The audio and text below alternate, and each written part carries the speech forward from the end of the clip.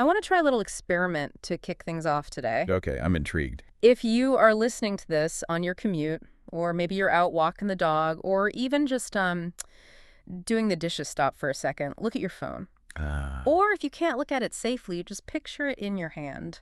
Feel the weight of it. that black mirror we all essentially live our lives through. It's almost part of us now, isn't it? Exactly. For the last 20 years or so, we have used that screen primarily as a window. We use it to look out at the world. Right. We scroll through social media to watch influencers. We stream reality TV to judge the choices of strangers. We obsess over the real lives of people we will never meet. It has been the absolute golden age of observation as entertainment.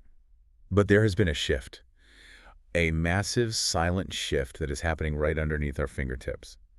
That device isn't just a window for you to look out of anymore. No. It is increasingly and I'd say aggressively looking back at you. And we aren't talking about it tracking your location to sell you a pair of sneakers or realizing you like sushi. We are talking about it looking at your mind.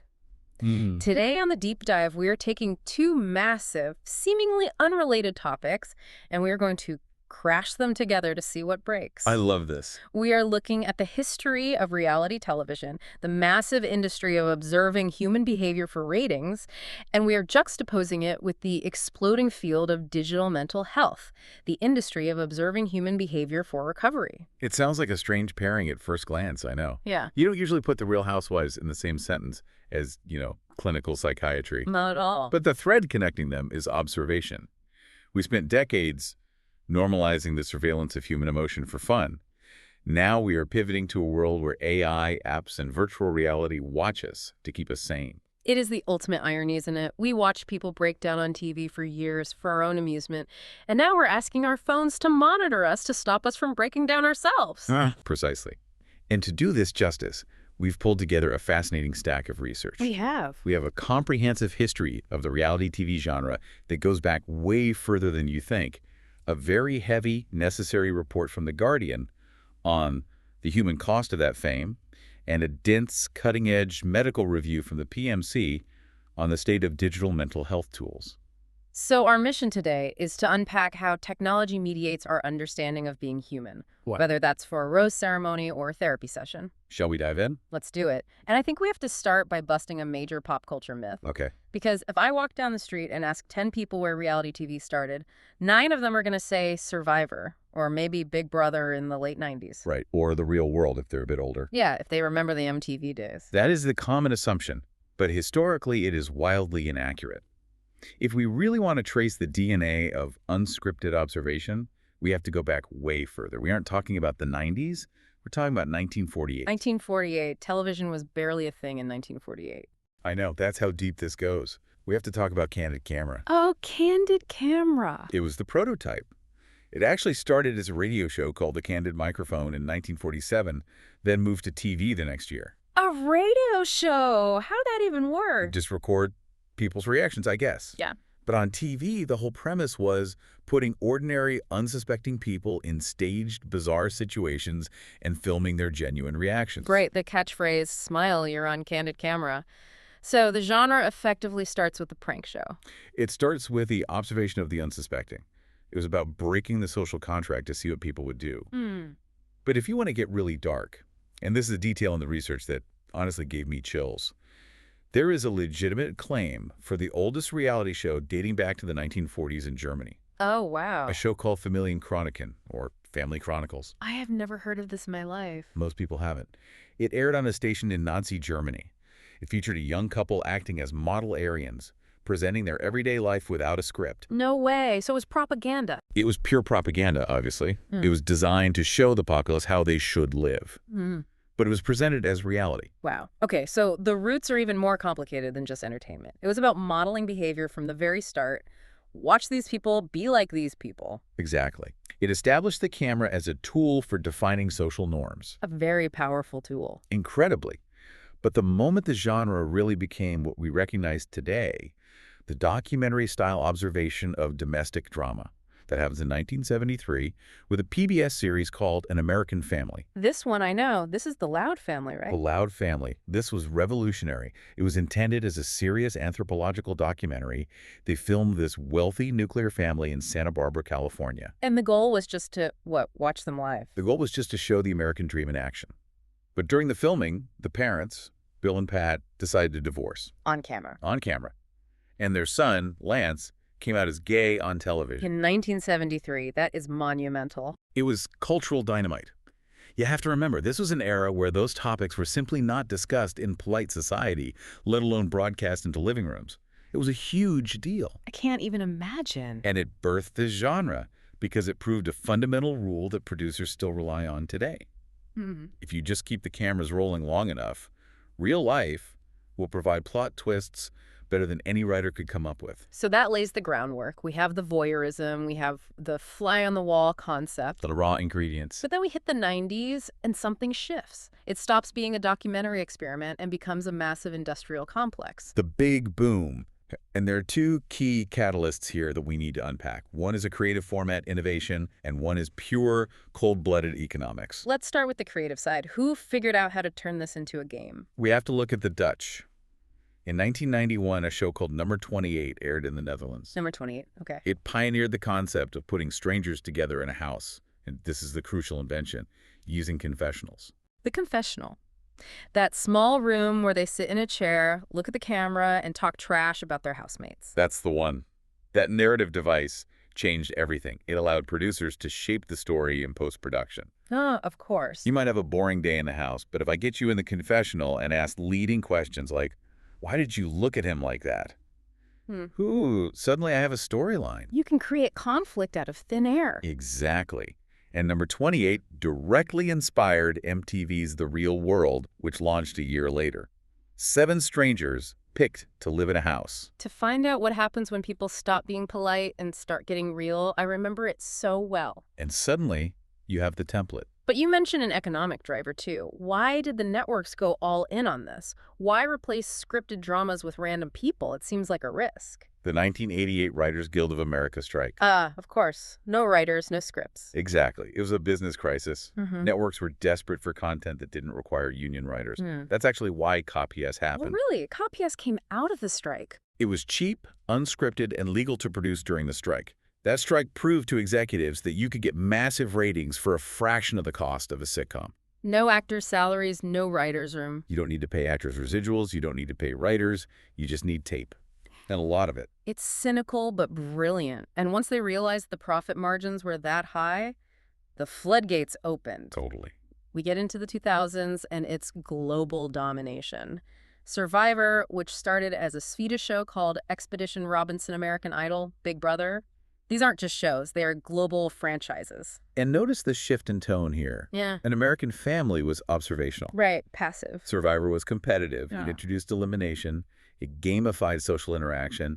It taught audiences that social maneuvering, backstabbing, and alliances are a sport to be spectated. Outwit, outplay, outlast. It's literally the tagline. Yeah. And then we get the celeb-reality era, the Osbournes. Which, honestly, I loved. It felt so new. It did.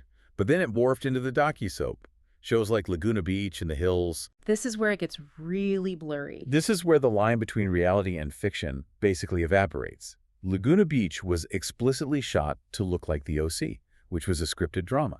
They used the same lighting, the same editing, the same indie pop soundtrack. I remember vividly when The Hills ended and they did that final shot where the backdrop pulls away to reveal they're on a soundstage. It was like they were admitting, yeah, we made this all up.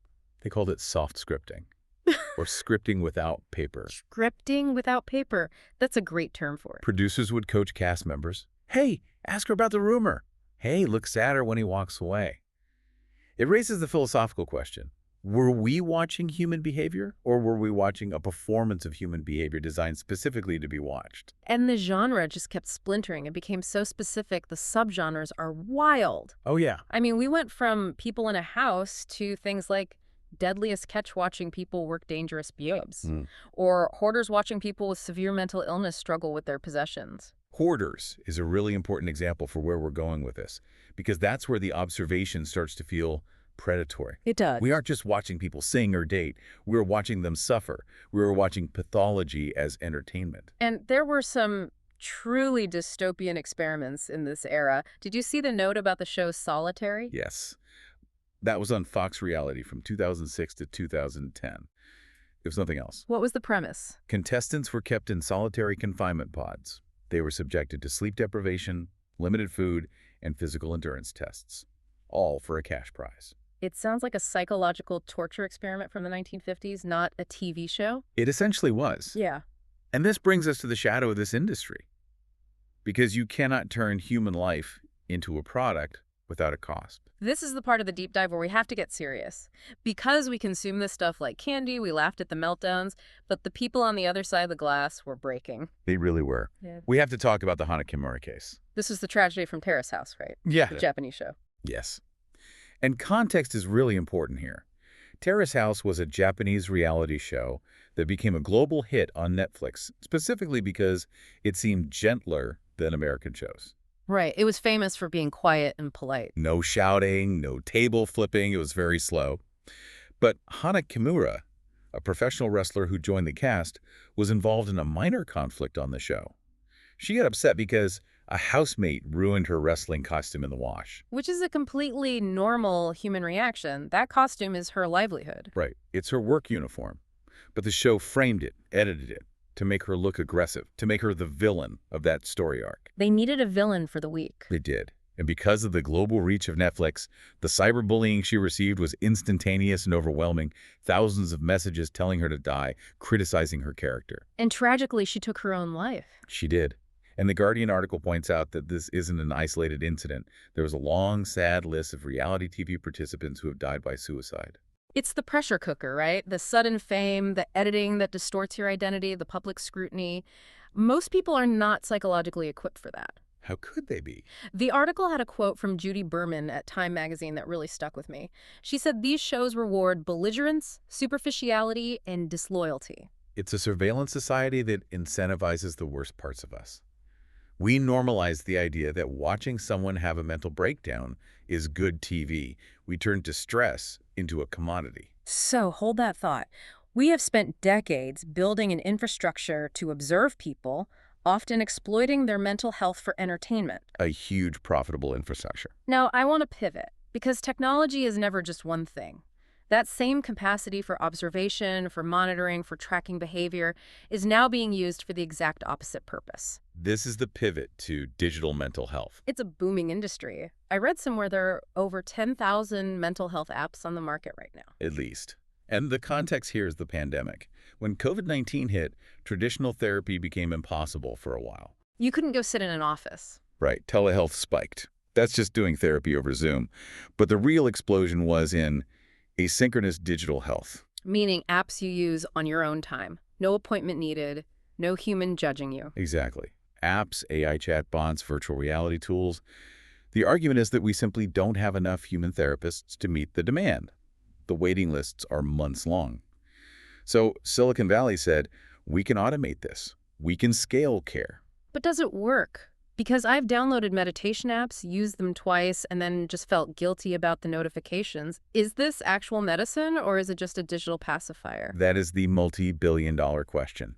And the PMC review we looked at breaks this down by condition, which is really helpful because mental health isn't just one thing. Right. You can't treat schizophrenia with the same tool you use for mild stress. Okay, let's unpack the evidence. What actually works? If we look at depression and anxiety, the news is actually pretty good. Yeah. There is strong evidence that apps, especially those based on CBT cognitive behavioral therapy, can reduce symptoms. CBT is very structured, right? It's about identifying negative thought patterns. Yes, it's very logical.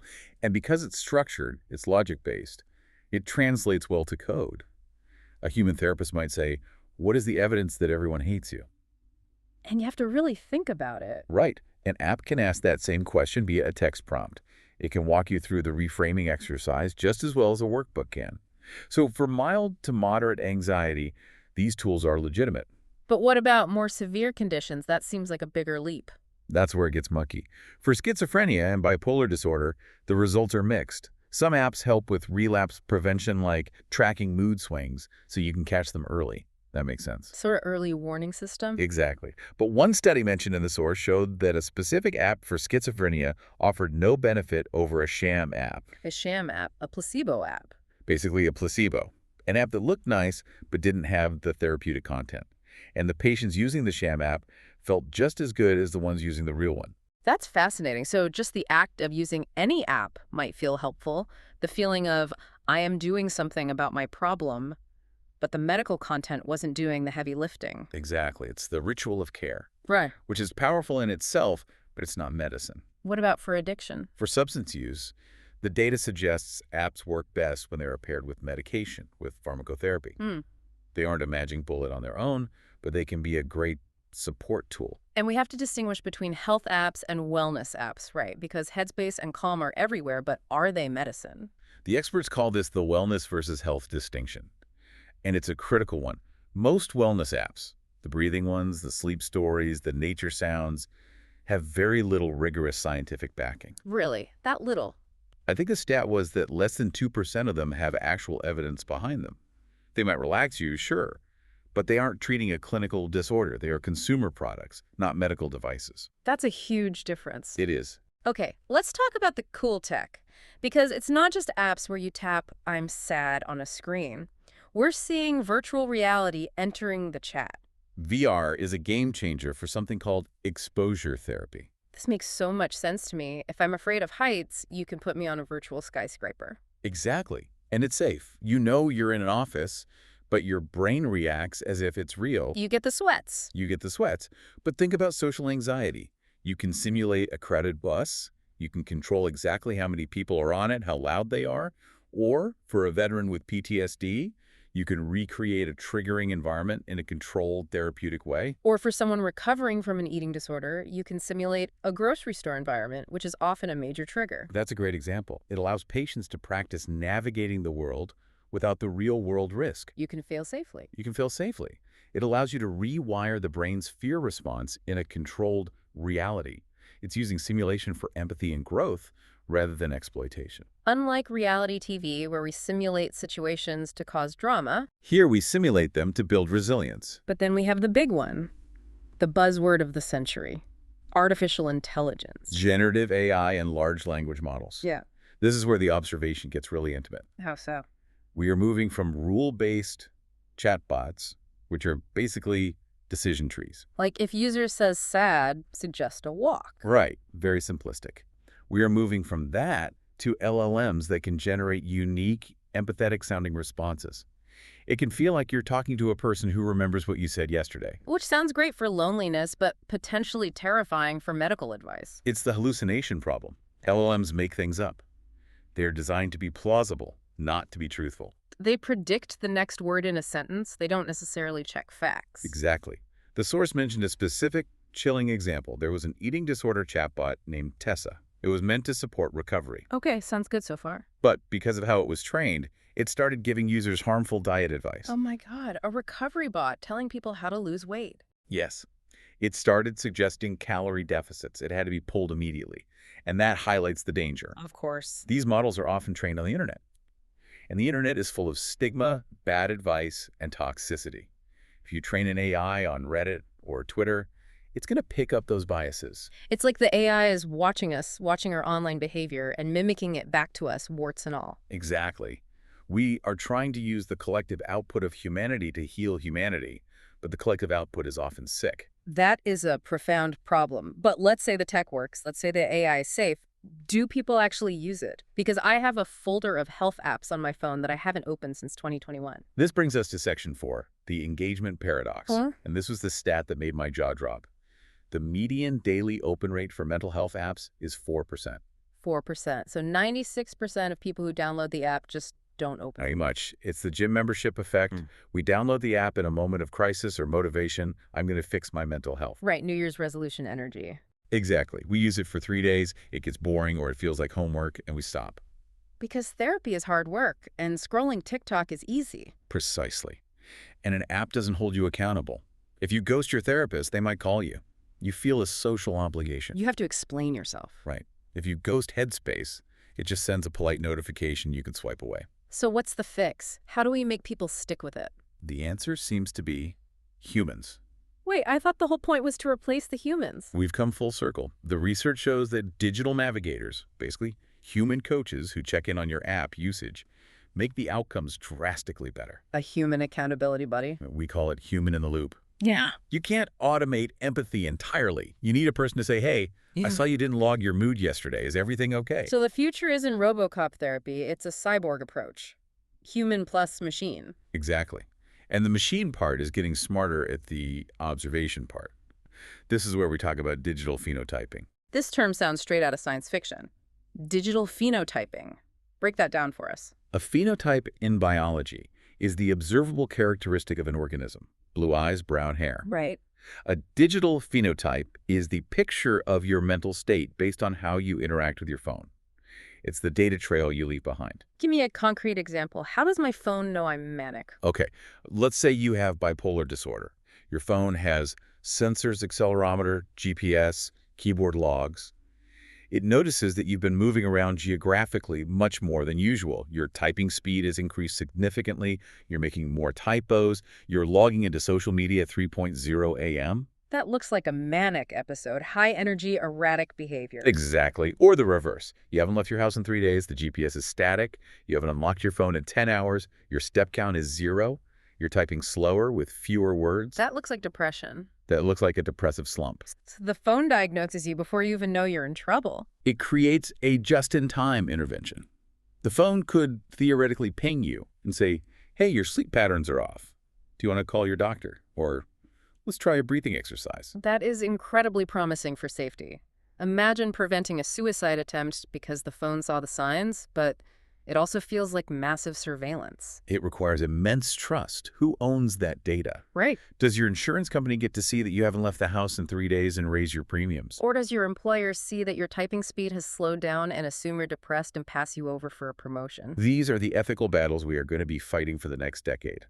If observation is medicine, who controls the microscope? And speaking of battles, we need to talk about who actually gets access to this stuff, because we know technology usually benefits the wealthy first. Section 5, the real-world application. The digital divide is very real here. The source mentioned that apps are often culturally tone-deaf. They are.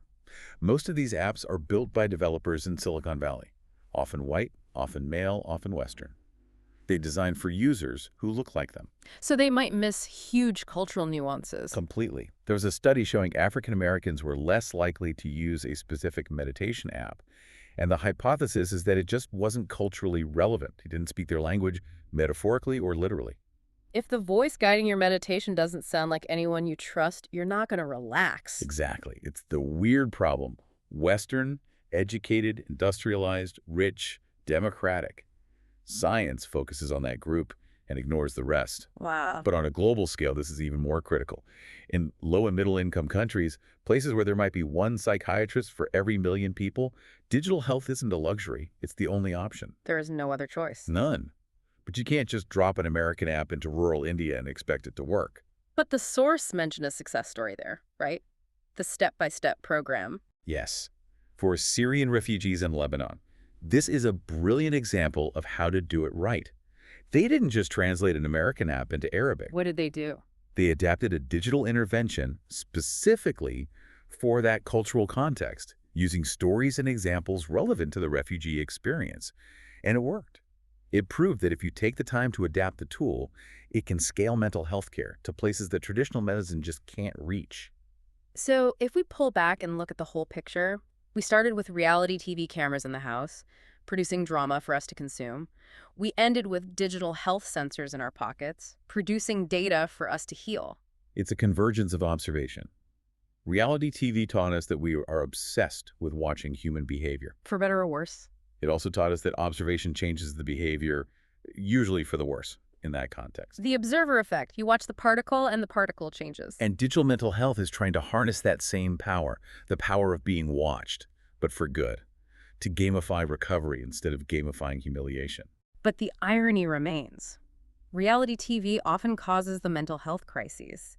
The instant celebrity, the cyberbullying, the body image issues that the digital health apps are then trying to solve. We created the poison And the antidote, using the same technology. And the same screens. And the same screens. So what does the future look like? Are we just going to be talking to AI therapists in the metaverse? I think the hybrid model is the only realistic future. We've learned that pure tech doesn't hold our attention, and pure human care isn't scalable. The future is a mix. Human and machine working together. A therapist who uses AI to track your progress between sessions. An app that connects you to a human coach when it detects you're struggling. It's finding the balance between the cold efficiency of an algorithm and the messy warmth of a person. And hopefully moving away from the entertainment of suffering. I want to leave the listener with a thought here. We spent the last 20 years turning reality into entertainment. We've established that. The next 20 years seem to be about preventing reality from becoming a pathology. That's a powerful way to put it. But here's the question that lingers for me. In trusting algorithms with our deepest thoughts, with our sleep patterns, with our fears, are we actually finding a cure? Or are we just finding a new kind of audience? Is the AI a doctor? Or is it just the ultimate voyeur, a camera in our mind that never turns off? Something to think about the next time you log your mood. Indeed. I want to thank you all for joining us on this deep dive into the screen. We covered a lot of ground, from Nazi propaganda to Love Island, and from chatbots to digital phenotyping. It's a complex world. It is. My call to action for you today is simple. Look at your own digital health, and I don't just mean your step count. Look at what you consume. Look at what consumes you. Are you watching reality TV that exploits people? Are you using apps that actually help you, or just farm your data? Be a critical observer of your own observation. Stay curious, and we'll catch you on the next deep dive.